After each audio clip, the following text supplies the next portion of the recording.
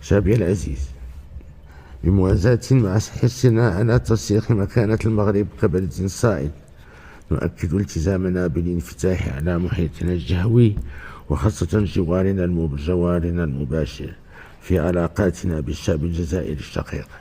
وبصفتي ملك المغرب فإن موقفي واضح وثابت، وأن الشعب الجزائري شعب شقيق تجمعه بالشعب المغربي علاقات إنسانية وتاريخية عريقة، وتربطهما أواصر اللغة والدين والجغرافيا والمصير المشترك.